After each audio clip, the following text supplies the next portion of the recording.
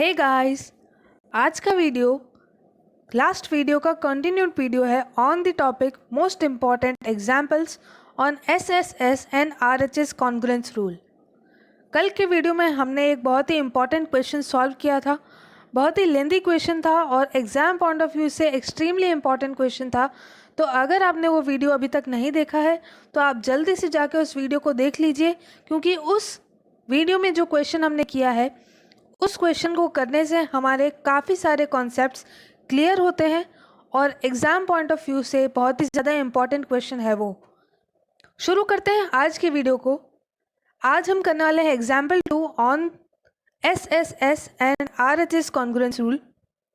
इस क्वेश्चन के हेल्प से हम वापस से सीखेंगे कि एसएसएस कॉन्ग्रुएंस रूल और आरएचएस कॉन्ग्रुएंस रूल को कैसे अप्लाई किया जाता है अगर हमें इस तरह का क्वेश्चन दे दिया जाए। बिना टाइम वेस्ट किए शुरू करते हैं हमारे वीडियो को। एग्जाम्पल 2 में हमें क्या कहा जा रहा है? P is a point equidistant from two lines L and M intersecting at a point A। हमें कहा जा रहा है कि P एक पॉइंट है which is equidistant from the two lines line L and line M and intersecting at point A। Line L और line M intersect करती है एट पॉइंट A। ये हमें दे दिया गया है, गिवन है।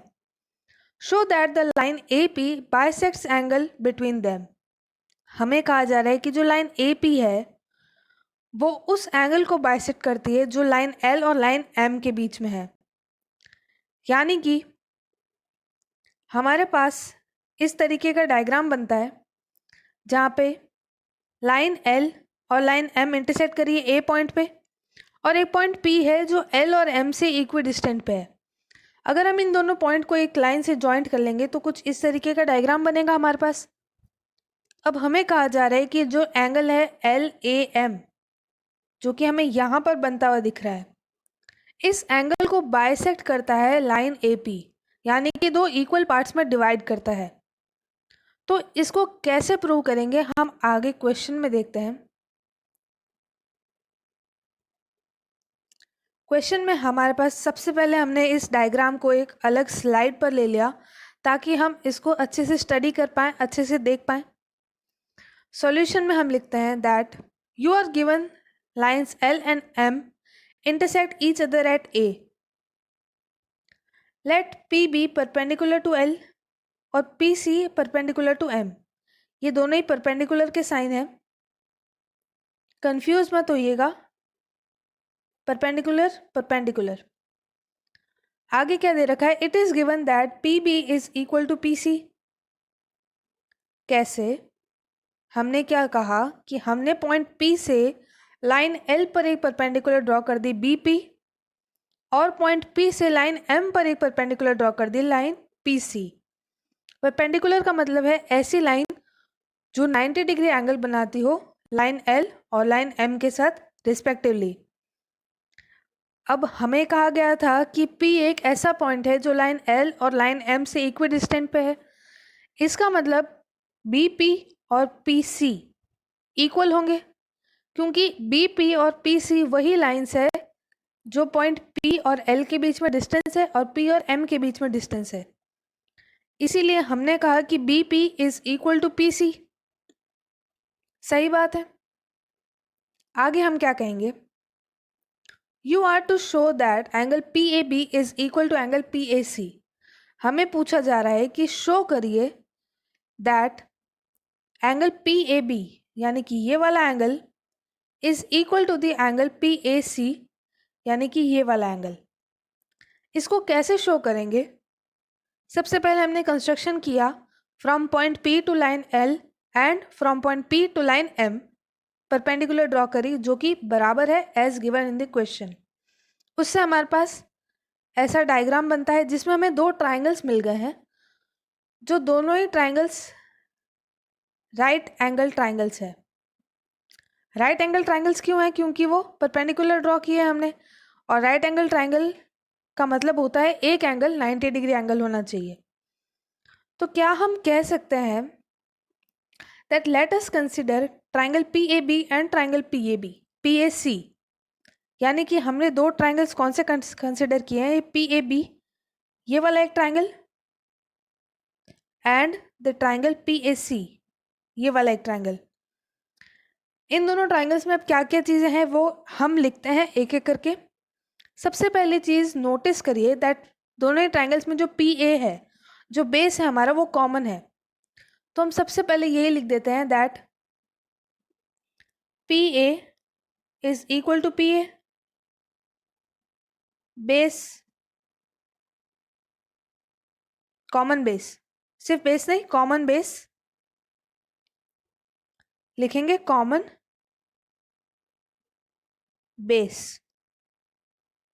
सेकेंड चीज हमें क्या मिल रही है, ध्यान से देखिए, हमें ये चीज गिवन है that P B is equal to P C, और ये दोनों ही ये ट्राइंगल में इंक्लूडेड है, जो दो ट्राइंगल्स हमने लिए हैं। तो हम एक और चीज लिख सकते हैं that P A is equal to P C. तो लिख देते हैं P A P B is equal to P C, P B is equal to P C, P A नहीं, P B is equal to P C, ये भी given है। अब तीसरी चीज क्या है वो ढूंढो इसमें। तीसरी चीज हमारे सामने है लेकिन हमें ढूंढनी पड़ेगी क्योंकि हमें गिवन नहीं है। क्या हमने पी बी को लाइन एल पर परपेंडिकुलर ड्रॉ किया था, जिसकी वजह से एंगल पी बी ए एक 90 डिग्री एंगल है। तो हम यहाँ लिख देते हैं पी बी ए एक 90 डिग्री एंगल है। सिमिलरली क्या हमने पी सी को लाइन एम पर परपेंडिकुलर ड्रॉ किया था, जिसकी वजह से एंगल पी सी ए भी एक 90 डिग्री एंगल है। तो क्या हम वापस लिख सकते हैं that angle P C A is equal to 90 degree? हम बिल्कुल लिख सकते हैं। तो हमने लिख दिया एंगल पी सी ए भी 90 डिग्री है। अगर दोनों ही एंगल्स 90 डिग्री है तो दोनों बराबर भी हो गए। तो तीसरी चीज हम लिख सकते हैं that angle P A B is equal to angle P C A. तीसरी चीज हम क्या लिख सकते हैं that angle P B A, बार बार पी ए बी कर रहे हैं, ए की जगह पी, बी की जगह A, angle P B A is equal to angle P C A is equal to 90 degree. कैसे कंस्ट्रक्शन, हम ही ने तो कंस्ट्रक्ट किया है इसको। अब इन तीनों चीजों के बाद हमें क्या, कौन सा रूल यहाँ लगेगा ये बताओ। हमने एक साइड ली, कॉमन साइड, एक दूसरी साइड ली, और एक राइट एंगल लिया। तो क्या यहाँ पर हमने are H S congruence rule use कर लिया है? आर एच एस यानी कि राइट एंगल जो कि ये वाला है, हाइपोटेनस जो कि ये बेस है, और साइड जो कि ये वाली है पी बी और P C. So from R H S congruence rule हम यहाँ लिख सकते हैं from R H S congruence rule we can say that triangle PAB is congruent to triangle PAC, and thus from CPCT,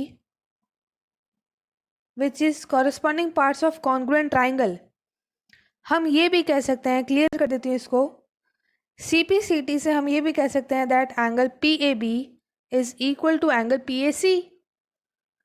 बहुत ही simply from CPCT we can say that angle PAB is equal to angle PAC, hence proved। बहुत ही simply equation solve हो गया हमारे पास। आज के video में इतना ही। Good bye.